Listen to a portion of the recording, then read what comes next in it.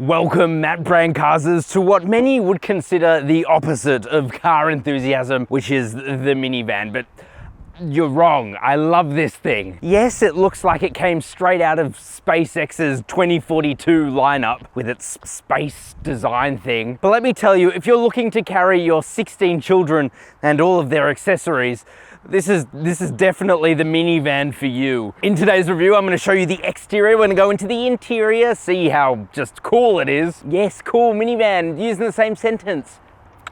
Blows your mind. I'm going to tell you the specs of this thing, and then I'm going to launch it to 0 to 100 kilometers an hour. I don't know why, but you guys seem to enjoy it, so I'm going to do it. And of course, we're going to see how this thing drives, and finally I'm going to end on, should you buy a minivan? And I'm also going to tell you what I think of this compared to its brother, the Kia Carnival, which will be an interesting comparison. So stay tuned for that. Okay, let's just get into the review. Okay, let's start with the exterior and the front. I mean, this thing gets more looks than honestly any car I can remember, and it's no surprise because I wasn't joking when I say this thing looks like a spaceship. I mean, when I was 10 years old, and if you would ask me to draw a spaceship, this is what I would have drawn. It's insane how it looks.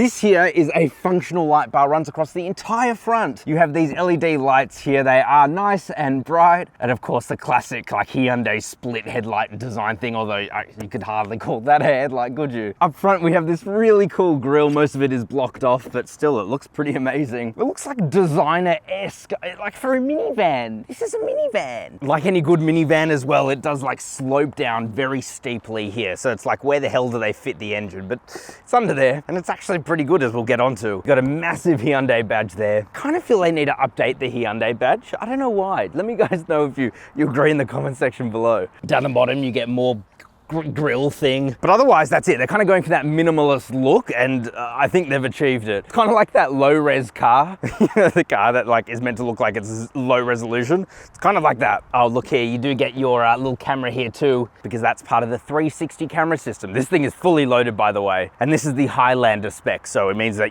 you get everything. Oh, I've managed to scratch the rims. That's cool. How? Okay, so the side, and here you could really see that the spaceship looks kind of extend, because it's like one giant piece across here, and the windshield, by the way, is massive, and that's a theme across the car because this glass here is enormous. If someone's sitting next to you, they can literally see your pants in here. It's quite funny. The glass is massive, but it does mean the windows don't go all the way down. That's probably a first in a car for the front seats windows not to go down. These 18-inch wheels here, they do look quite small compared to the size of the car, but it's really good because you get fat rubber here, which helps with the ride qualities, you'll find out. Now, interestingly, unlike the Kia Carnival, you can't roll down this window, but as you saw at the beginning of the video, it does have a neat little trick.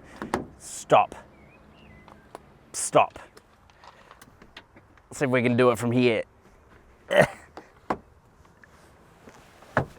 You can open it like that, but I'm pretty sure that's only on higher spec models, so take that as you will.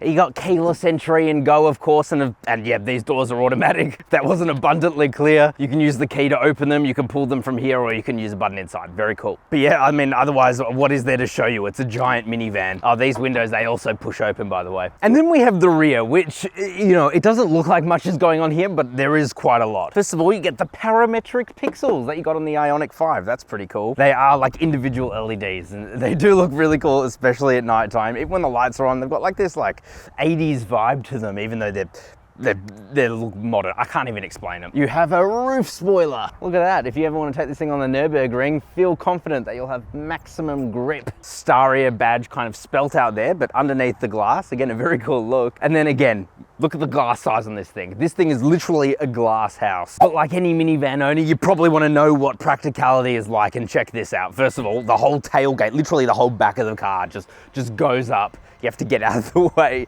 make sure you have enough space behind you. And they've got these biggest like hydraulic little press things I've ever seen in my entire life. They are enormous, and they would have to be to hold this up at a vertical angle. Nuts. Anyway, there's so much room in here, a massively low floor. You can genuinely like step inside of here.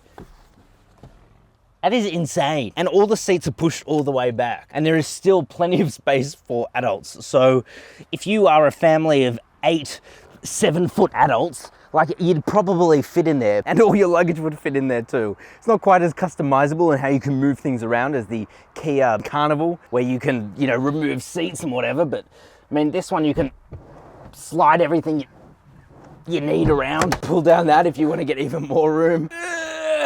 Oh my God, and you can even pull up the seat bases. Yeah, it's very customizable. I'm out of breath.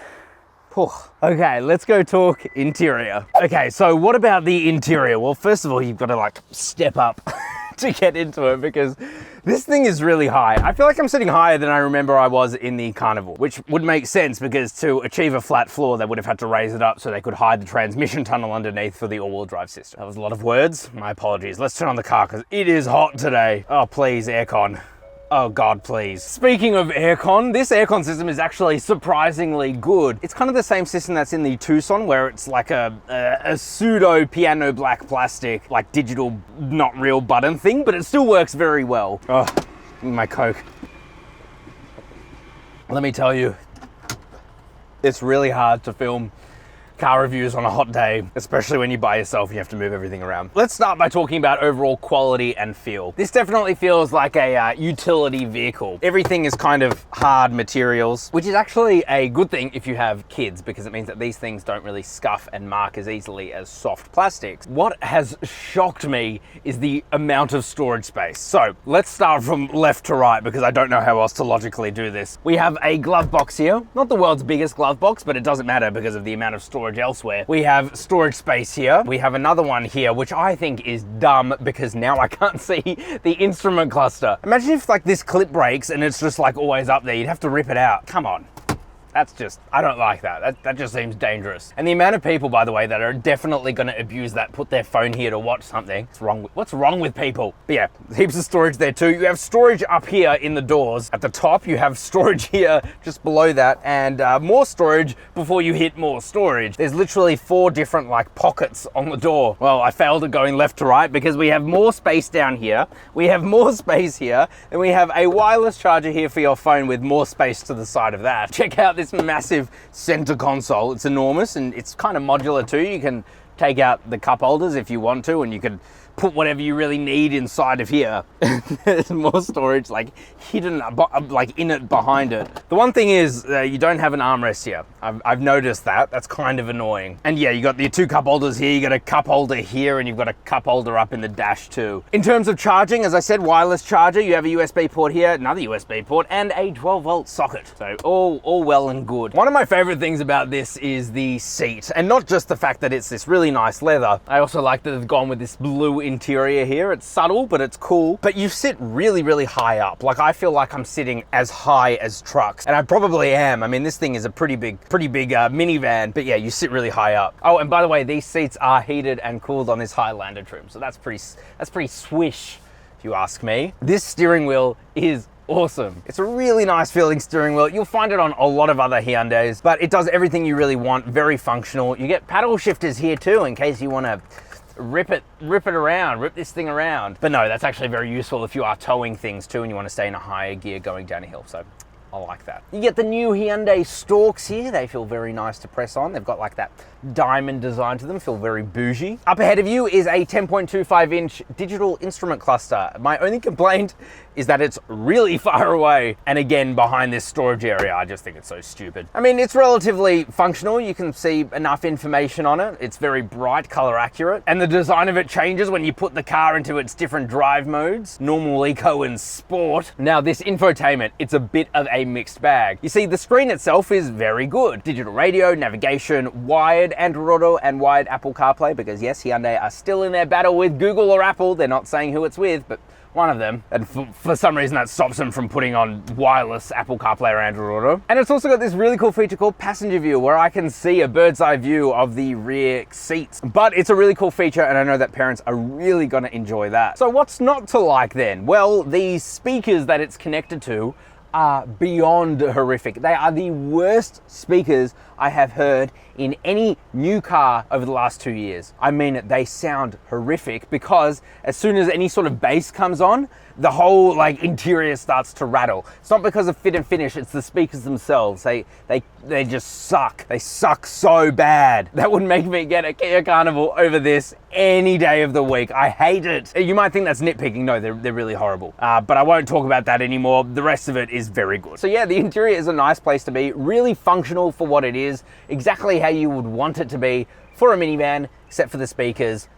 You. Okay, let's talk back seats. Okay, so what about the rear seats? Well, let's get in again, a bit of a step up, but I think they've done that to raise up the floor for the transmission tunnel. Could be wrong, but I'm never wrong. Let's be honest, I'm never wrong. So to close the door, we can either pull the handle or we can just press this handy dandy little button down here. There you go. Lovely. So when you're sitting back here, you just have loads of room. Loads of room. At 5'11", I've got plenty of leg room, heaps of toe room, headroom. Always hurts. Very cool. A lot of headroom, as you would expect, right? This is a people mover. This can definitely move people. One thing I'm really appreciating is that this Highlander trim does come with these sunroofs here. It's not really a panoramic sunroof, but you get a front and a rear one. So that's nice and cool. Although the rear one, I don't believe opens, does it? No, it doesn't. What does open though is this little window here. As I showed earlier, it's kind of neat. Not quite as nice or tasteful as what's in the Kia Carnival, where it's a literal automatic window, but it's all right. In terms of seats, I'm nice and comfortable. Again, the nice blue leather back here. It's very wide, so you can absolutely fit 3 adults in here, no issues at all. You got a little map pocket here with a little phone storage holder there. Got a couple of cup holders in there, 2 USB ports, and some more storage. What a surprise. You get your little bird's eye camera here. I really like this thing, by the way. And you have your climate controls up in the roof here, which I'm going to turn on because yes, it is hot and the vents are in the sky, just to amaze your little children. Oh, and I forgot to mention, you do get peasant blockers. Oh my God. You get peasant blockers here too. And that would just terrify anybody. Listen how loud this is. Ow! All right, let's check out the third row, shall we? This wide angle is not doing much for my my weight issue. So the third row, I'm yet to find a truly elegant way to get in and out, but from what I can tell, you just pull on this tab here, and then you slide the seat forward. It's like a high-vis tab thing. And then we get in. And I won't slide the seat backs yet, but once you're back here, let me tell you, there's plenty of room, even if these seats are all the way back. You have a couple of cup holders here, more storage area. You have a USB port on each pillar too, which is nice. And you have more peasant blockers. But because this thing is a giant rectangle, essentially, you just have plenty of room back here. So it's not a bad place to be, even if you are if you're sent to the third row, it's not a bad place to be. I quite like it. All right, let's talk specs. What do you guys think of my new ultra wide? I feel like I could do like a rap video. My name is Matt and I am fat. I come from Australia where we're all fat. Fatty Matty. Okay, so in terms of specs, there are 2 engine choices available. We have a 2.2 litre turbo diesel 4-cylinder. That's what's in here. This thing has got 130 kilowatt of power, 430 Newton meters of torque. But what's impressive about this, and a massive win over the Kia Carnival, is that this thing is all-wheel drive, which is interesting because the Kia Carnival, when I went to the launch of that, they were like, we can't put an all-wheel drive system in because we need to keep the floor flat. Well, they've done that in here and they've put an all-wheel drive system in. So something tells me that's a fib. You can also get this thing with a V6, a 3.5 litre V6, way more power, less torque, but all of the power goes through to the front wheels only. And it's just not ideal in such a big car like this to have that kind of engine. There's a lot of wheel spin, a lot of tram lining, things that you don't really want in a minivan. Great in a hot hatch, not great in one of these. But of course, what you want to know is how quick this thing is from 0 to 100 kilometers an hour. So let's go see what this 2.2 litre turbo diesel can do. Okay, so we're going to launch this thing from 0 to 100 kilometers an hour because why not? Now, Hyundai claim that this will do 0 to 100 kilometers an hour in 3.1 seconds. Joking, they obviously do not put out a 0 to 100 time of this car. I don't think they would bother to do that, but here at Matt Brand Cars, we hit different. we hit very different. So I brought along a draggy. I finally got one. 0 to 100, let's test it out. To do that, we're gonna put the car into sport mode. I mean, it's Hyundai's fault for putting a sport mode into this car. All that does is it sharpens up the throttle response, put some weight on the steering, and really that's it. And we're gonna turn off traction. Yes. Oh, I'm gonna give this thing some sauce. God knows why I'm doing this, let's be honest. All right, foot on the brake, start the draggy, let's go. Oh yeah, baby! Ooh, got some wheel spin there. Now there is a bit of a bend, and that will diminish the time.